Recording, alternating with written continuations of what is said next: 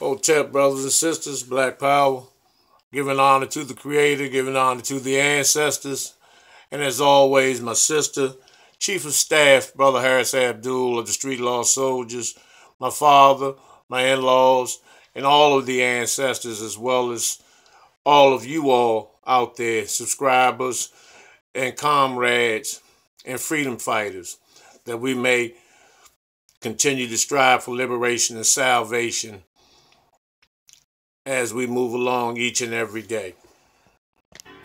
What I want to talk about is something that was brought to my attention concerning a topic that some of the brothers in the black community wanted me to discuss and bring up. Hopefully we can dialogue and share dialogue on this subject, which is a very, very important subject. Why are black men so weak? And it appears that the black man has become weak in so many areas. So many areas that it's nearly, ridiculous to even try to. Sometimes we don't know where to start at into trying to clean up the mess that the black man is in today. Because let me just go here first. First of all, it's only a few black men and the majority are black males. The black man has become conditioned to cry a lot, to whine, not willing to stand up and fight, afraid, scared to death of white supremacy, scared to death of this fucking cracker. And I see it every day. Excuse me. Pardon the interruption, but I see it every day. Where you have even in stores where you have cashiers, male cashiers, that won't speak to people that look like him. But then when the cracker gets in line, you're all fucking teeth and dentures.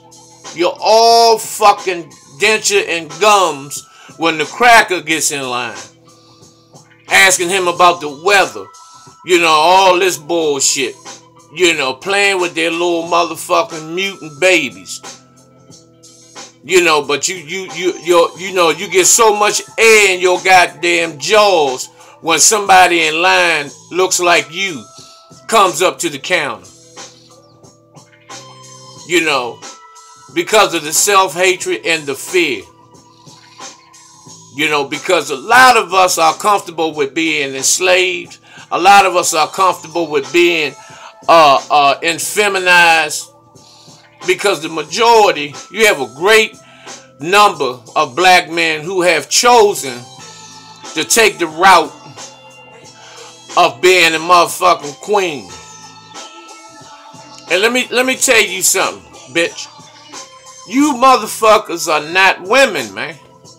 You're not women, and the problem with this piece is we have a tendency to not want to say anything about these motherfucking faggots because you're looked at as being homophobic and discriminatory and all that. Well, I'll just be discriminatory and homophobic.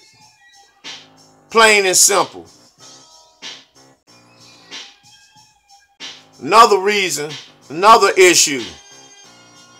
You punks that beat up on queens. You won't beat the white police up. You won't do anything to him. You'll beat your queen up. And then if she calls the white man, when the white police comes over, you are in full compliance with him. You act like that you are the police's wife, the white man's wife, when he gets there. No, sir, she hit me first, and, you are a cold bitch. You know, another reason that you punks, you're always putting down people that look like you. You know, if someone gives, especially in family settings, you know, and I know a lot of families that are like that. They will always put someone that doesn't look like them on a pedestal, and their own brothers, they look down on them because, you know, that's based on self-hatred, because you can't see yourself amounting to much or having a high level of esteem, and your spirituality is you know, you have a flat tire spiritually. So when you see your brother on a spiritual incline, you know, it eats you alive from the inside out.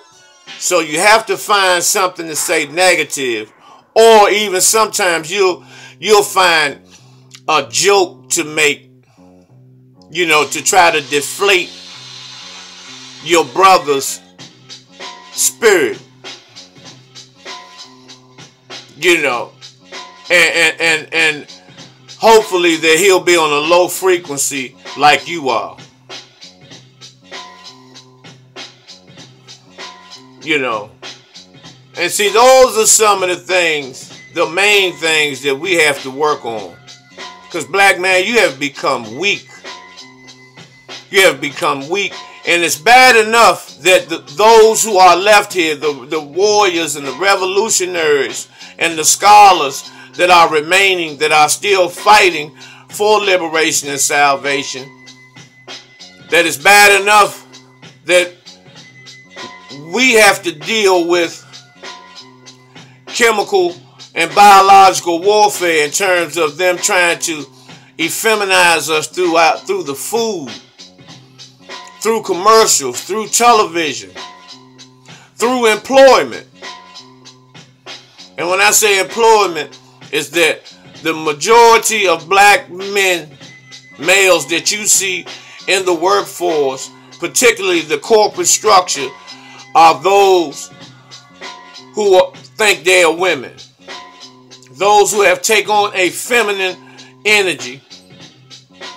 And reason being because the cracker looks at him as if he's no threat to the company. At happy hour, he'll laugh along with his white constituents on the nigger jokes, on the black jokes. He doesn't have to worry about him bothering his white bitch.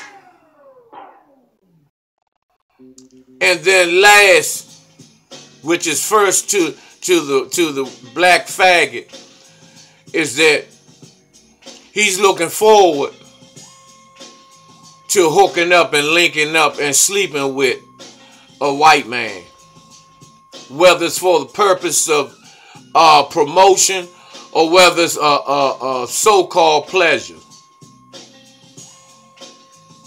You know, and for those who are, you know, you young guys, you children, and you young guys and preteens and teenagers who have that type of thinking in your mind, get that out of your head.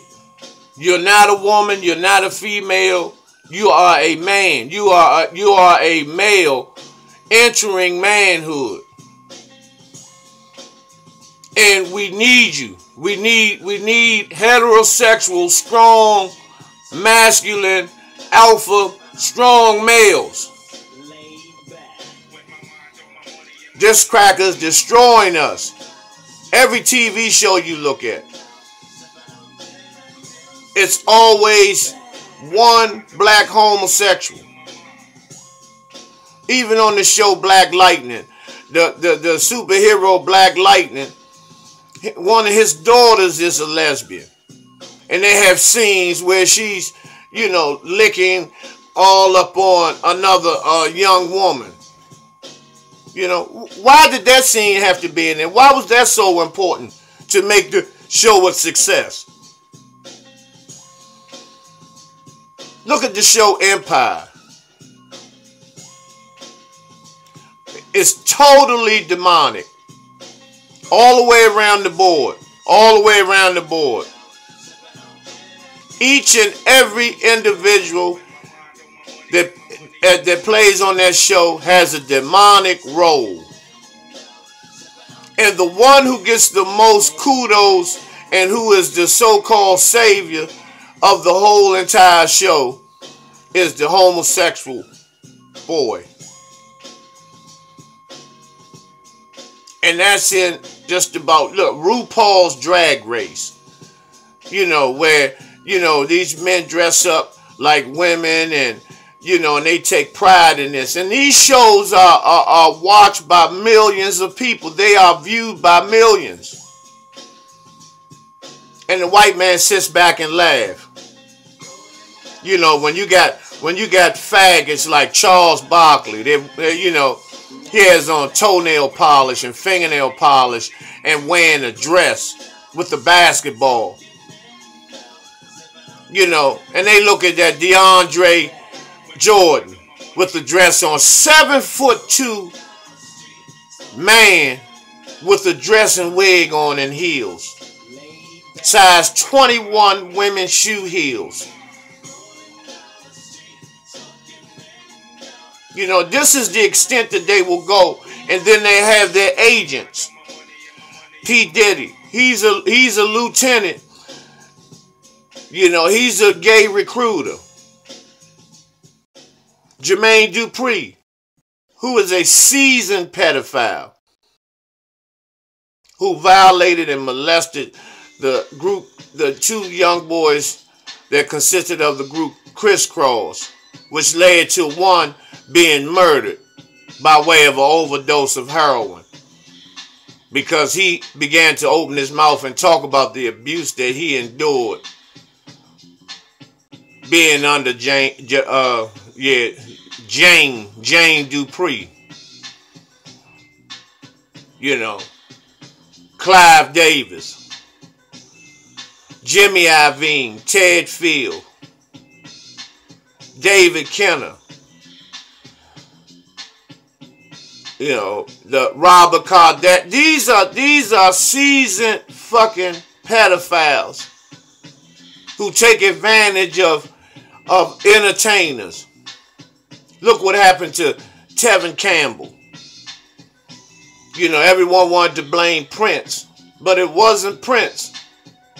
It was Clive Davis, P. Diddy, and the boys who turned him out.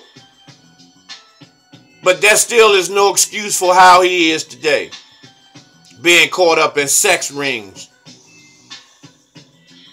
male prostitution. You know, this thing is huge. This is huge. You know, it's estrogen in just about all the foods that you eat. You have to take a holistic approach and an alkaline diet just to survive and hold on to your testosterone level, so you're able to function on a high vibration, and that your chakras are functioning evenly and properly. You know, but then you'll hear people say that it's nothing we could do about it, that we should just let it go, and that's hating. Because let's go back 30 years ago. This stuff was not allowed. A lot of the things that took place was not allowed. A lot of these TV shows that had all of this faggot shit on there did not go. But now it seems as though, you know, even Minister Farrakhan said one of the biggest icon in television is Tyler Perry. A fucking faggot that wears a dress and that has slept with just about every man that you had on your show with a leading role. And it's no coincidence that your favorite actors are the light-skinned, brown-eyed and hazel-eyed actors. That you have some of the same people, Shamar Moore, Michael Ealy, Hill Harper. You have some of the same people over and over, and then you have the dark-skinned, heavily melanated brothers. They're mostly villains in your movies. You know, your Blair Underwoods and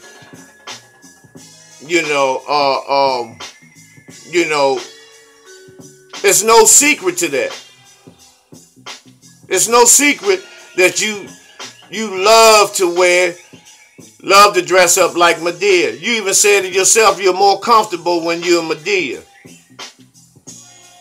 And how when you wrote T.D. Jakes the check for $1 million, how he nearly got on his knees and was ready to bob on your nuts. You know, it's time to wake up. You know, we can only sit back and take but so much, you know, and it's time to just stop accepting this bullshit. Let's get these young men, let's raise these young men up. I'm going to continue to work with young men until I leave here. Let's raise these young men up. Let's help them enter the threshold of manhood as men. You know, and that's why, you know, these gangs have been formed. You know, although they are killing each other, you have a lot of those guys, a lot of those boys that have been molested. And they're walking around with anger and rage. And that's why they're so quick to pull the trigger. Because they've been violated. And they want someone else to feel that pain. So we need to reach down and grab our young men, man. And help them enter the threshold of manhood. I was blessed enough to have had a father when he was here to have instilled manhood into me. I'm proud of him. I thank him for that. And I represent him to the fullest. You know, you don't have to go out like that, brothers. And everybody thinks that prison, the stuff happens in prison. No. Prison is, you're more safer in prison away from the sodomites than you are on the street. Believe it or not. Everybody that goes to jail doesn't get, most of the people don't even think about no shit like that, because if you were a man going in, you're going to be a man while you're in. Of course, you have that small percentage. But see, that's the way of joking and to deflate the strength of brothers who have been inside and have grown and become strong. That's just a tactic to make them feel and deflate them by saying these prison jokes and shit like that. But most of the guys that say that, they haven't been in prison. And if they had been, it wouldn't have been a pretty picture. Because what you think will happen to someone else is what you think would happen to you. So be honest with yourself. Come on, man. We got to wake up and get down. You know. We're going to be going back out, feeding our homeless, feeding our brothers and sisters on the street, and lecturing and building. Anyone wanting to get down with the Street Law Soldiers, give me a call. 202-294-7831, 24 hours a day. Because we can use all the manpower and queen power that we can get. Because we need you sisters too. Because I don't want to be nowhere where there's no women. Let's be real about this. Think about it, brothers and sisters. Hotep, Black Power.